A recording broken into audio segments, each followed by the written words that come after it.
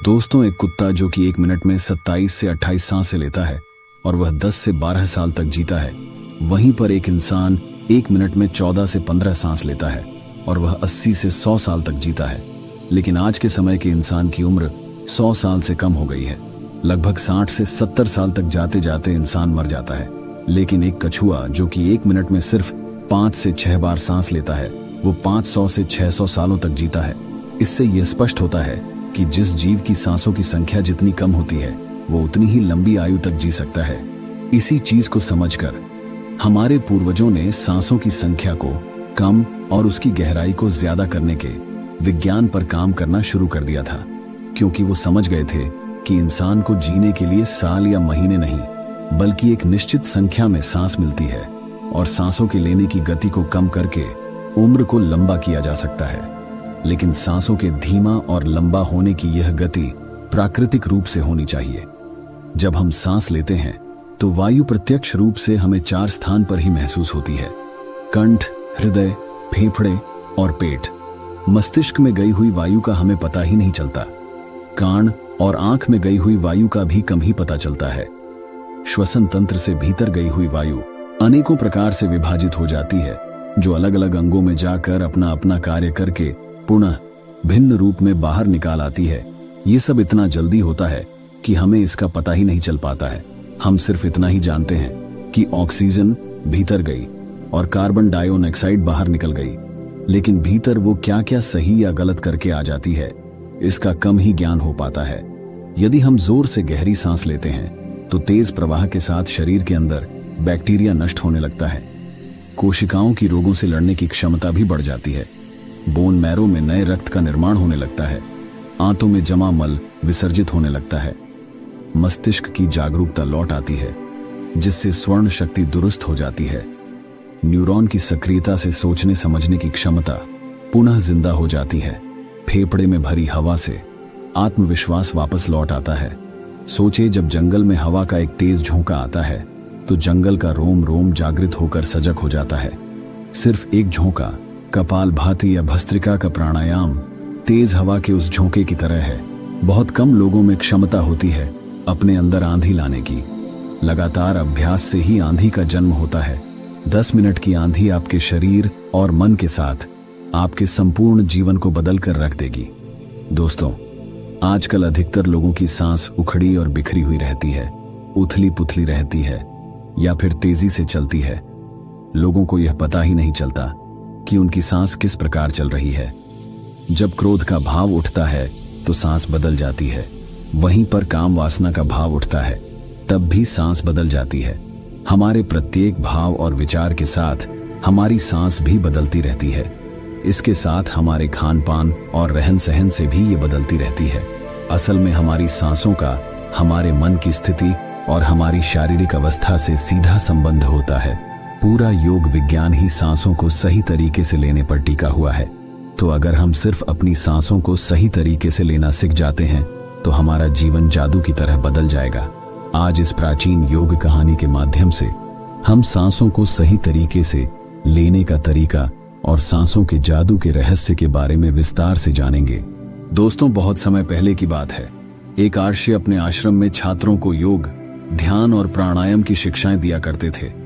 आर्षी खुद भी एक योगी थे।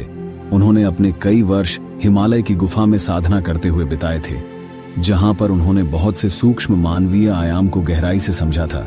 और अब वो अपने इसी अनुभव और ज्ञान को शिष्यों के माध्यम से जनसमूह तक पहुंचाना चाहते थे। एक दिन रात्रि के भोजन के पश्चात उनके आश्रम का सबसे बुद्धिमान और होनहार छात्र उनके पास आता है। छात्र के चेहरे को देखकर गुरु समझ गए कि उसके मन में कुछ प्रश्न उठ रहे हैं। गुरु के नजदीक पहुंचते ही छात्र ने उन्हें प्रणाम किया और कहा, गुरुदेव, मैं आपसे कुछ प्रश्न पूछना चाहता हूं। गुरु ने मुस्कुराते हुए कहा, मुझे मालूम है, यह तो मैं तुम्हारे चेहरे को देखकर ही समझ गया था। पूछो, क्या प्रश्न है? छात्र ने कहा, आप अक्सर कहते हैं कि योग, ध्यान और प्राणायाम का मूल आधार हमारी सांसें होती हैं और अपनी सांसों पर नियंत्रण पाते ही हम अपने मन और विचारों पर नियंत्रण पा लेते हैं। तो आज मैं आपसे सांसों के रहस्य और उसकी यौगिक विज्ञान के बारे में विस्तार से जानने आया हूं। ये सुनकर गुरु ने एक हल्की सी मुस्कान दी और फिर कहना शुरू किया, जैसा हमारा मन होता है हमारी सांसों की गति भी वैसी ही हो जाती है, या फिर जैसी हमारी सांस होगी वैसी ही हमारी मनोदशा हो जाएगी। यानी हमारी सांसों से सब कुछ जुड़ा हुआ है। जो हमारे भीतर घटता है वो भी, और जो हमारे बाहर घटता है वो भी। हमारे जीवन में घटने वाली हर एक घटना हमारी सांसों से गहरा संबंध रखती है। मतलब कि अपनी सांसों की गति पर नियंत्रण करके अपने मन और विचारों पर नियंत्रण कर सकते हैं। अगर तुम किसी सच्चे योगी या साधक को ध्यान से देखो तो तुम्हें उसके चेहरे पर एक गजब का ठहराव दिखेगा। एक सच्चा योगी बुरी से बुरी स्थिति में भी खुद को स्थिर और शांत रख सकता है। एक योगी अपनी भावनाओं को नहीं दबाता, बल्कि वो अपनी सांसों पर नियंत्रण हासिल करता है, और सांसों को नियंत्रित करते ही वो अपने मन पर नियंत्रण का लेता है। और जिस आदमी का मन उसके नियंत्रण में हो, उसके पास उसकी सभी समस्याओं का समाधान होता है। गुरु ने छात्र की तरफ इशारा करते हुए कहा, तुमने कुछ योगियों के बारे में सुना होगा कि वो 150 या फिर 300 सालों तक भी जी जाते हैं। तो आखिर वो इतने लंबे समय तक खुद को जीवित कैसे रख पाते हैं? असल में उनका नियंत्रण अपनी सांसों पर होता है, जिसे प्राण ऊर्जा भी कहते हैं। ऊर्जा हमारे चारों तरफ है, इसे कितनी मात्रा में लेना और छोड़ना है ये एक योगी अच्छी तरह से जानता है, और वो इस काम पर बहुत हद तक महारत हासिल कर लेता है। इसीलिए वो इस प्राण ऊर्जा का उपयोग अपनी जरूरत के हिसाब से कर सकता है और खुद को दीर्घायु बना सकता है। अगर तुम अपने शरीर को स्वस्थ रखना चाहते हो, सामान्य से अधिक क्षमता चाहते हो, तेज बुद्धि चाहते हो, तो तुम्हें अपनी सांसों को समझना होगा, उन्हें नियंत्रित करना होगा, और उन्हें नियंत्रित करते ही तुम्हारे जीवन में सब कुछ व्यवस्थित हो जाएगा। असल में डर, चिंता और परेशानी जैसी कोई चीज होती ही नहीं है। यह सिर्फ हमारे मन और भावनाओं की उपज है, और हमारे मन में भावनाओं को केवल एक ही चीज नियंत्रित कर सकती है, और वो है हमारी सांसें। हमारे अंदर का क्रोध, चिंता, जलन, अहंकार, बदला लेने की भावना, ये सब कुछ हमारी सांसों के हिसाब से चलता है। अगर हमारी सांसों पर हमारा नियंत्रण है तो यह सभी विकार हमारे नियंत्रण में हो जाते हैं। सांस हमारे शरीर और हमारे मन के बीच पुल का काम करती है। अगर हमें अपने मन तक पहुंचाना है, उसके विकारों को समझकर उनको दूर करना है, तो हमें अपनी सांसों के पुल पर चलना होगा। हमें अपने सांसों के जरिए अपने मन तक पहुंचाना होगा, और यही एकमात्र रास्ता है अपने मन को समझने का। अगर तुमने कभी किसी बच्चे को सोता हुआ देखा होगा तो तुमने अनुभव किया होगा, जब वह बच्चा सांस अंदर लेता है तो उसका पेट फूलता है, और जब सांस छोड़ता है तो पेट पिचक जाता है। यानी कि एक बच्चा अपने पेट, अपनी नाभि से सांस लेता है, जो कि सांस लेने का सबसे प्राकृतिक और सही तरीका है। अपनी इस गहरी और लंबी सांस की वजह से बच्चे का मन उत्साहित और हल्का रहता है। उसका शरीर ज्यादा प्राकृतिक तरीके से काम करता है। तुमने देखा होगा, बच्चा अपने मन में किसी बात को ज्यादा लंबे समय तक नहीं रखना, और ना ही वह किसी से ज्यादा लंबे समय तक गुस्सा रह सकता है। अगर उसे किसी गलती पर डांट या मार दिया जाए तो कुछ समय बाद उसे भी भूलकर अपने खेल में मग्न हो जाता है। बच्चा इतना सरल इसीलिए हो पाता है क्योंकि उसकी सांस प्राकृतिक रूप से चलती है। यानी नाभि से बच्चे के शरीर को विकास चाहिए। विकास के लिए ज्यादा ऊर्जा, और ज्यादा ऊर्जा के लिए ज्यादा लंबी सांसें चाहिए। इसीलिए प्रकृति ने उसे ज्यादा लंबी सांस दी है। हालांकि ये लंबी सांस हर मनुष्य को दी गई है, लेकिन इंसान ने अपने जीवन में कुछ प्राकृतिक परिवर्तन कर अपनी सांसों को छोटा कर लिया है। वो पेट के बजाय अपने छाती से सांसों को लेता है। हम जितनी छोटी सांस लेंगे उतनी चिंता और बकवास से भरे रहेंगे। हमारी सांस जितनी लंबी और गहरी होगी, हम उतने ही खुश और शांत रहेंगे। गुरु ने आगे कहा कि एक आदमी 1 मिनट में 14 से 15 बार सांस लेता है। सांस का सीधा संबंध हमारे मन की स्थिति और हमारे शारीरिक कंपन से है। अगर 1 मिनट में ली जाने वाली सांसों की संख्या 11 से नीचे आ जाए तो हम अपने आसपास होने वाले कई कंपनों को समझना शुरू कर देंगे। यानी जानवरों की आवाज हमारे लिए स्पष्ट हो जाएगी। तुमने सुना होगा कि शेर और बाघ जैसे खूंखार जानवर भी कुछ योगिया के सामने आते ही पालतू बिल्ली की तरह व्यवहार करने लगता है। ऐसा इसीलिए हो पाता है क्योंकि उन योगिया ने अपनी सांसों की संख्या को कम करके जानवरों की आवाजों, उनकी भावनाओं और कंपनों के साथ एक संवाद स्थापित कर लिया है। अगर 1 मिनट में ले जाने वाली सांसों की संख्या 9 से कम हो जाए तो पेड़ और वनस्पति जो कार्य कर रहे हैं वह समझना हमारे लिए आसान हो जाएगा। अगर हमारी सांस 1 मिनट में 6 से कम हो जाती है तो बेजान चीजें कैसे काम करती है यह समझना हमारे लिए आसान हो जाएगा। बेजान चीजों के कंपन और उनसे जुड़ी दुनिया हमारे लिए स्पष्ट हो जाती है। दूसरे शब्दों में कहा जाए तो ब्रह्मांड की प्रकृति समझी जा सकती है और ऐसी स्थिति पर पहुंचकर ही बहुत से योगी और ऋषि मुनि ब्रह्मांड के रहस्यों और उनमें घटना वाली घटनाओं की भविष्यवाणी कर देते हैं। हमारा शरीर जितना स्थिर होगा हम उतने ही कम सांस लेंगे।